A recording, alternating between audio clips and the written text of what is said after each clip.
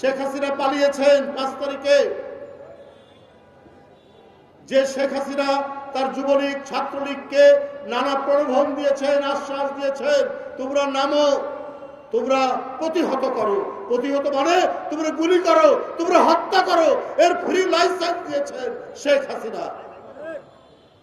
কিন্তু তারপরে আপনি নিজের বোনকে নিয়ে একা পালিয়ে গেলেন, যুবলীগ ছাত্রলীগকে ফেলে দিয়ে, শ্রমিক লীগকে ফেলে দিয়ে, মৎস্যজীবী লীগকে ফেলে দিয়ে।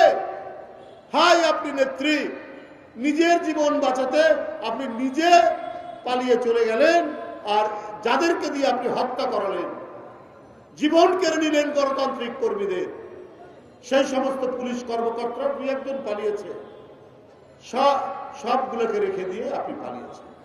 তা আপনি এরপরে যে দেশে আশ্রয় নিয়েছেন সেই দেশ থেকে মাঝে মাঝে আওয়াজ তোলেন, আমি কাছাকাছি আছি, ভিডিও ভাইরাল হয়। সেই ভাইরালে শোনা যায় তিনি বলেন আমি কাছাকাছি আছি, দূরে নয়, নেতা কর্মীদের উজ্জীবিত করার জন্য।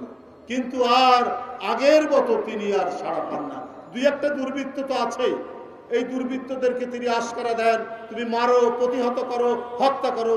ইতিমধ্যে 2-3 জনকে হত্যাও করিয়েছেন এই দুষ্কৃতিকারীদের দ্বারা।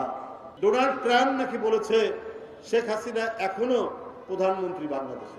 এই মিথ্যাচার দিয়ে তিনি যেমন 15 বছর মানুষ খুন, গুম, গুপ্ত হত্যা, ক্রাস ফায়ারে হত্যা মেরেছেন, আর জনগণের সামনে এসে নিজে কান্নাকাটি করেছেন।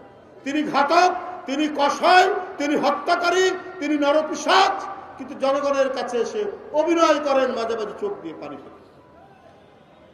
ডোনাল্ড ট্রাম্প এই কথা বলেছেন কিনা এই জন্য একটা আন্তর্জাতিক গণমাধ্যম AFP এটার উপর গবেষণা করেছে না, এই কথা বলেন। মার্কিন যুক্তরাষ্ট্রের তো বাংলাদেশে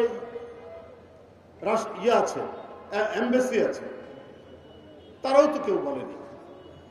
কিন্তু এই ডাহা মিথ্যা কথাগুলো তিনি একের পর এক বলে যাচ্ছেন, একের পর এক মিথ্যা কথা বলে তিনি কাজ করতে চাচ্ছেন।